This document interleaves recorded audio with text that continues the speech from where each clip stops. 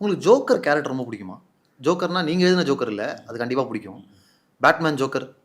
ரொம்ப பிடிக்கும். ரொம்ப பிடிக்கும். ஏன்னா, இப்ப ஜிங்கிரதங்க பாட்டுல அவங்க ஜோக்கர் கெட்டப்ல ஆமா, வருவாங்க. ஆமா. உண்மதான். மயிலாடு படத்துலயும் ஜோக்கர் கெட்டப்ல அவரு வராரு. புரியுது.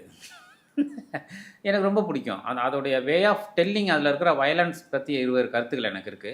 ஆனா, அதோடைய அடிநாதம் இருக்குல்ல. அந்த கேரக்டருடைய அவனுடைய ஒரு இயலாமையும், அவனுடைய ஒரு புறக்கணிப்பு ஒண்ணு பெயின் இருக்கு இல்லையா? அது வந்து எனக்கு அந்த கேரக்டர் மேல எப்பவுமே எனக்கு ஒரு அஃபெக்ஷன் உண்டு. ம். நீங்க கேட்கறதுனால சொல்றேன். நான் வந்து அந்த மாரி ஒரு படம் பண்றதுக்கு நான் பிளான் பண்றேன்.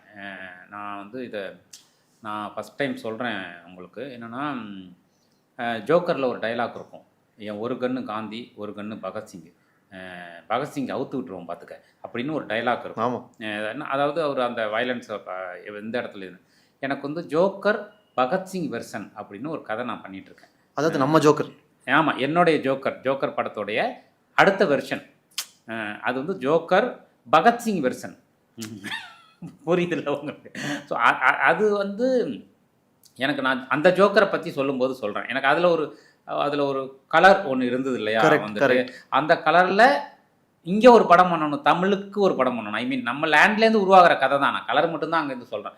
அதை ஜோக்கர் பகத்சிங் வெர்ஷன் ஒரு கதை பண்ணணும்னு ஒர்க் பண்ணிட்டு இருக்கேன். அது கம்ப்ளீட்டாக அது வந்து நீங்கள் ஃபஸ்ட்டு ஜோக்கர் மாதிரி இருக்காது. அது ஃபஸ்ட்டு ஜோக்கரில் இருந்த அதான் பகத்சிங் வெர்ஷனாலே அது ஆக்ஷன் தானே.